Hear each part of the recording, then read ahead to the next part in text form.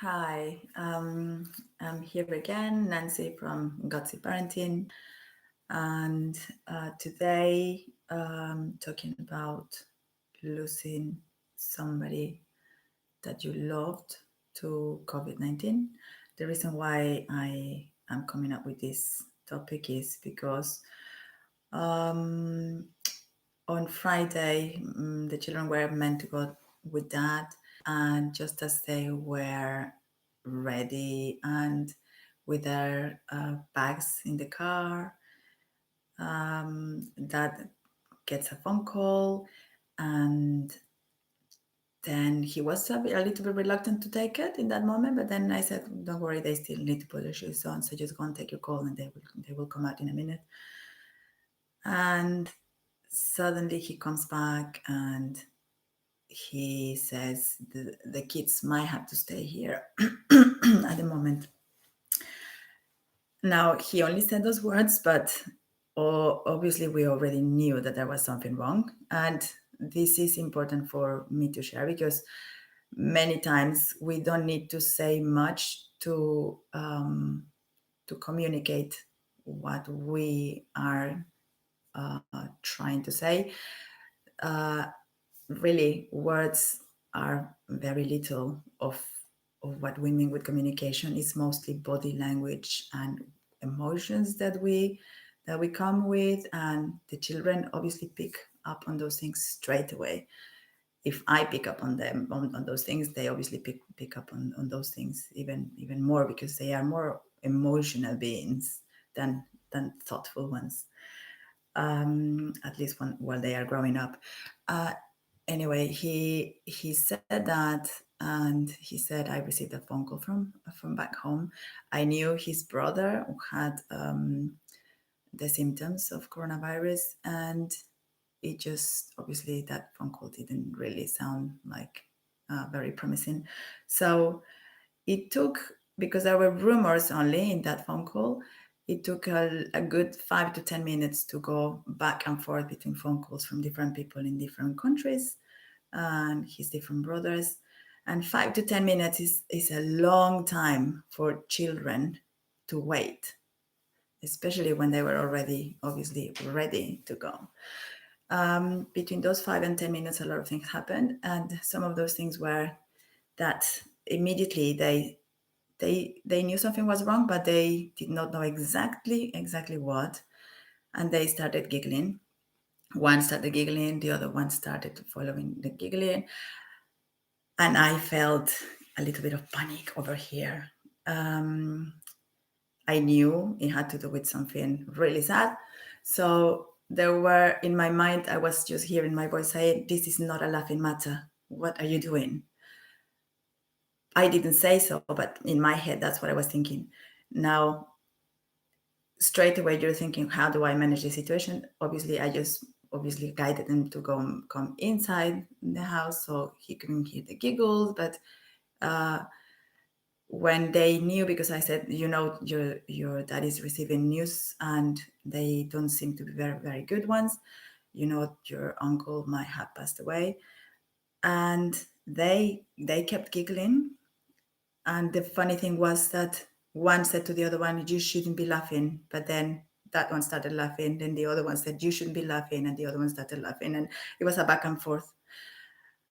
In that moment, even though I wanted to, like, my mind was telling me, tell them off, I stayed with the feelings I was feeling. And I had a couple of flashbacks and the flashbacks come because I am in tune with my body feelings and with the thoughts that I'm having. So I am linking what I'm thinking with what I am feeling. And the flashbacks were the following ones. The first one was me in a classroom, a teacher telling me off, and I was laughing. I was laughing, and I knew I shouldn't be laughing, and I was laughing. And the more I laughed, the more the teacher got upset, the more the teacher told me off. And the more I would giggle because I was nervous. So I went back to that point in time. And I completely knew I was doing the wrong thing, but I was still feeling like giggling. Why? Now, the reason why I was giggling and laughing is because I was nervous and I was scared of what was coming up. And the way that children deal with those feelings can be sometimes laughter, and laughter in the most well, it's not a sensible thing to do in those situations. So I was laughing, and that was one flashback. Then the second flashback I had was my cousins when they were also children, still children, and they happened to also lose their mom, sadly. And I actually was not in that moment in the place, but I know that this is what happened. That their mother had passed away, and they were having a quarrel about a hairbrush and something to do with beauty. And the only thing that I remember in my mind, as you know, that I heard from the adults around me was how dare they are even finding angry moments or having a row about something so stupid as beauty and as a hairbrush, when they should be crying, you know. And they should be, we always talk about the should be, you should be doing this, you should be doing, or you shouldn't be doing that. And that the shoulds are things that are actually not the reality of what we're living. So if we come to peace with what is happening, then we can understand better why people are reacting in different ways. And just as we are reacting in an angry way because they are laughing, they are actually reacting in that giggling way because they don't know what's coming. And the the the fact that I had those two flashbacks brought me back to my present, and my present was two children were giggling because they were dealing with their own emotions. They probably felt, you know, uncertainty, and it's what we were feeling as adults because we were not sure. And we kind of knew that that was going to be the outcome of that phone call, but you are still in between those moments of uncertainty and those minutes. Eventually, we had the certainty that it had happened, and then obviously he decided that he needed some time alone. He left, and they stayed, and I decided to take them for a walk. We went for a walk, and we were, you know, a little bit playful on the logs. And obviously, there were questions coming up. Where do we go when we die? Then one started telling the other about what they had learned in RE from different religions, and how in different religions they think different things, and what they had this conversation between both of them. And I was just listening, and they were like, yeah, I think that this probably is more you know, sensible, or this seems a little bit ridiculous on this side, or like, you know, like they were just having a little bit of a debate on which culture had a more understandably way of dealing with death. and and then we also remembered the times, well, they also remembered the only times that they have seen dad cry, which is obviously the moments in which he has lost somebody. And so there were a lot of meaningful conversations, in which I could also have, you know, um, thrown something of my own judgment. And that is the least that children need at that moment. They just need to be heard. They just need to be connected with, and they need also to play. Children need to play, and one of the best ways to deal with loss or with these kind of situations is through play. And if you don't feel that you are the right person to be playing with them, just find a play therapist. You know, play therapists do wonderful work with children and with adults. If you find that play is something that you are not very good at, or that you have some sort of you know, rejection or resistance to, you can also work through play therapy. And I will be putting some links for people that I know that do this kind of job and that are amazing at what they do. And you know, one of the things I have to say, I have to have a little disclaimer. I am not a psychotherapist. I am, you know, I'm only coming from my own experience and just sharing what I have learned. And the thing that I have learned is that if you start to link those thoughts with emotions that you have, You don't have to, you first, you can heal the things that come up with you for the reactions that you're having, but you don't have to just give the burden to children of, all these shoulds and shouldn'ts. They do not deserve that, because they deal with emotions differently. And even you will be surprised at the moments in which you can also learn from those experiences how you can deal better with your own emotions. So bereavement is a very complex topic, because they say that we go through different stages, but not everybody goes through all of them, and you can go from denial to different stages to acceptance, and there is also anger in the middle. So you can be depressed for a while, and all those are just big emotions. But bereavement and coping with grief is not one emotion. Grief is a series of emotions, and you will go through different ones. And as long as you're accepting those feelings and you just feel them, and you are kind to yourself and to those feelings, and to those ones of your children, you will be okay. But I just think there shouldn't be judgment, and the shoulds and shouldn'ts, leave them aside, because they will not do anything more than just create some sort of guilt. And one of the things that I did hear from them was, when we were on a walk, was one saying to the other one, "Oh, but do you remember how you were mean to him once?"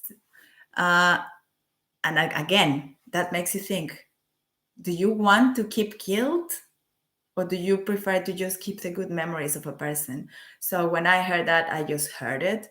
I knew where that was coming from, but I also said, well, do you remember how we laughed because he was also funny? And do you remember any of the jokes that he made? And we started remembering the good jokes that we had with him. We were not that close, because obviously we didn't travel there so often. But they probably really see him a handful of times in their lives. But it was somebody, obviously, that we connected with when we were there. And it's just about keeping those good memories and good things with us. And also the topic of death, that is a natural thing to happen, and we will all die one day. And that's one thing that I have talked to them about before, because at some point in life, children also, there is a stage in which, in general, children start to realize that it's not all about the magic and of imagination. And sometimes it comes between 9 and 10. Sometimes it could be a little bit earlier in girls, but they start to realize that life, there is life and there is death, and they start to be worried sometimes about what's going to happen if you die, mommy, or you should be laughing. Like she said to me, oh, is when I said that laughter is just a way that in which you're releasing your emotions, because they also said, mommy, I'm scared to talk to dad at night, because what if I laugh when I'm talking to him? Because they started to realize that they had laughed in a moment in which I shouldn't be laughing. And I said, don't worry, if you want me to talk to him, I'll talk to him, and I'll pass your good nights to him. And but they were worrying about the laughter, and I said, laughter is a way that in which you're releasing your tension. So don't worry too much about it. You will not be laughing at this tomorrow or the day after. It's only a way to release tension.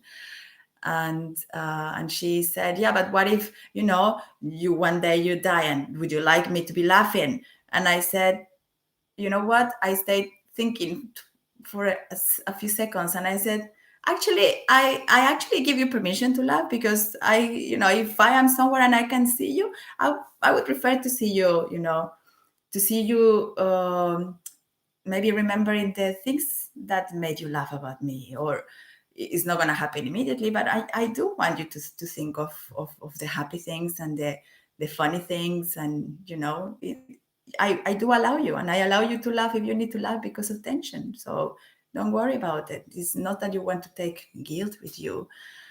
And then they remembered when I lost my grandma, and when I received that phone call as well. It was a phone call I received, and I cried, and they remember how I cried. And they also remember how I went and I worked with my feelings through a mandala, which is a drawing, and you do coloring, and you work through your pain and you feel your pain and you kind of release it in a creative way, which I will also make a note on the um, I will make a note as well for you to have a link for mandala work.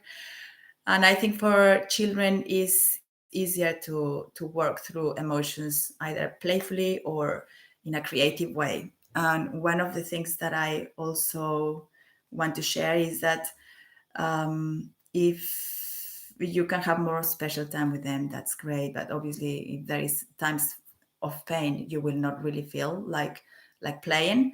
But I want you to think of that playtime, which could be even 5 minutes, and you can even use a timer. Even those 5 minutes, I want you to think of that time as, imagine when you're ill and you have to have like a nasty medicine and you still have to have it, and then you swallow your nasty medicine and you go through it. Because in this moment maybe you will not feel like playing or like having that special time.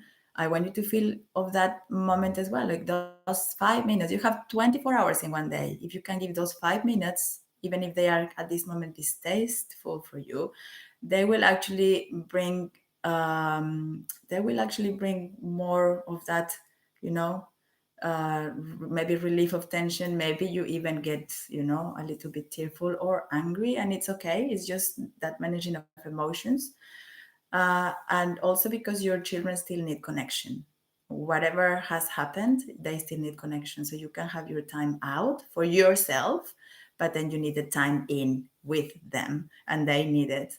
And just work through it, even if it's only 1 minute, you know, 1 minute of undivided attention. And the way that you do it, if you have never done it, if you have never had like this undivided mindful attention with a child, because I know you say, okay, I play with my child for an hour, but playing with a child for an hour, it doesn't mean that your mind was with that child for an hour. And when you start training, because it's training yourself to be with that child for a certain amount of time with undivided attention, it takes effort, and it takes effort, and it's a constant effort and a goal that you have to set yourself for. So I will also make the link for the approach that I learned, which is where I trained for my parenting coaching, and it's called Hand in Hand Parenting. And you can read about all these 5 wonderful tools, which are special time.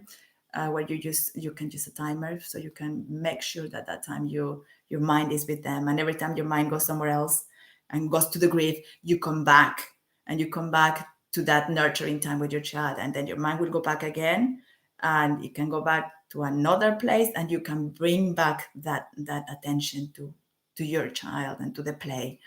There is another tool called play listening, in which you can use uh, the power of laughter into play, and on purpose you pick a topic, and in this if it's related to death, you can pick the topic of life, and make it into a gigglish game, and then stay listening, which is obviously going to be one of the tools that is most difficult in this times of loss, because you will not have the patient, but you can train yourself, and you can read all about it in their website. And setting limits, which will come up as it came up for me also in the park, because they were obviously having these wonderful conversations, and we had a walk and we were climbing on the logs. But then at some point they started playing with a stick, and somehow they ended up in a silly argument, a very silly argument, something about the clothes getting muddy, and it's not the clothes and it's not the mud, it is whatever they are dealing with emotionally. But one of the things that I will never say is, oh, it's not about the mud, it's about the laws. You don't have to say that. You just have to understand yourself that whatever it is happening there just needs emotional connection, and you sometimes need to set limits even in those moments. And I had to set a limit for one of them, and then go with their emotions and do stay listening next to them. And eventually we just ended up after another 15 minutes into another playful time to go home, and that's it. We mended whatever was to be mended in that moment. And the one that I left for last, and the most important one in these moments, is going to be listening partnerships. I will put all the link there for all these tools. And listening partnerships is the undivided time that you give to somebody else and that you get given to yourself through a partnership, where you call somebody. You can be in person with somebody, and at this moment, obviously, is going to be on a phone call. But you call somebody and you give each other certain time, about 20 minutes of undivided listening time for yourself and for the other person about whatever the emotions are being stirred inside you. There is not judgment. There is not even too much talk from the other person, more than maybe a couple of questions. And it's not for somebody else to tell you advice and to give you like the next step to do. It's simply for you to release the emotion and to have the opportunity, as many times it has happened to me, of having these flashbacks that will help you understand why you're having the reactions that you're having in this moment. Will be like the ones that I was having with my children, and my thoughts telling me tell them off, which I could catch myself before doing it, and I understood why I was tending to say what I was going to say that I never said. But it takes time. It takes time to train yourself to do that. You just need, obviously, the practice, and the more you practice, the better you become at it. Remember that this is obviously not substitute advice for professional medical or counseling. So if you obviously are going through really hard times, you really need to look for professional help.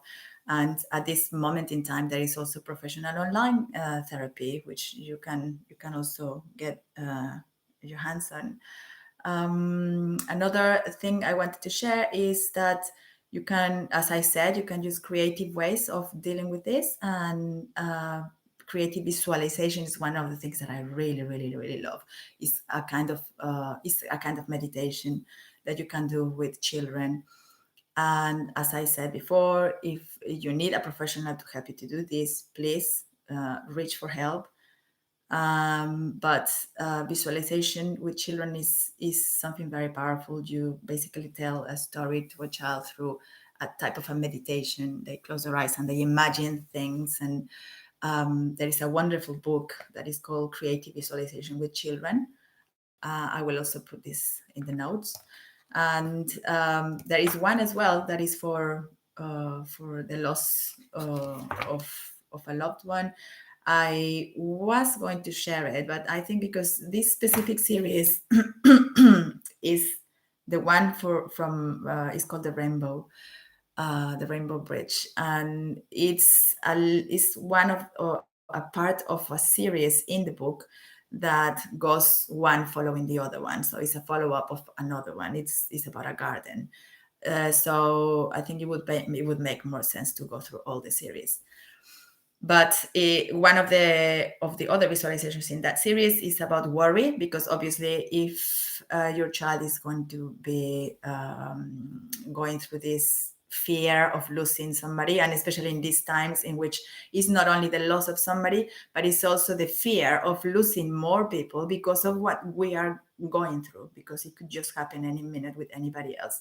So there is a double worry. It's a worry of you lost somebody, but also you might lose somebody else. And so there is one as well for the worry. And it talks about the worry tree, which reminds me of another book, a different book that is called The Worry Tree, which is a wonderful book to deal with worries as well. And I am tempted to talk about worry as a whole topic, and maybe ideas on how to use the worry tree and additional activities to do with the children in regards to worry, and maybe bereavement as well, linked to bereavement. So for children, therapy, play therapy, stand play, and anything that is creative, and they have to also use movement and their hands and their bodies. That will help a lot. But a calm person that is dealing with their own feelings, and the adults around them to be on their path eventually to acceptance that will be obviously the best help that you can have for your children. Calm, balanced adults around them. As I always say, heal yourself first. Be courageous enough to deal with your own stuff so you can help your children to grow into those people who can actually deal with their own stuff before they are, messed up and have to go through therapy and realize that they can do this after 30 something years, as myself. So, yeah, stay tuned for the next topics that I will be talking about. I hope that this was helpful or that it can guide you in some way to healing. I am really hopeful that we go through this period of time in a balanced way as much as we can. We are all in this difficult time in which we have to deal with all sorts of emotions. So if in anything this could help you, and if you think that it can help somebody else, please share it, give it a like, and stay tuned for the next topics that I will be sharing with you. Thank you.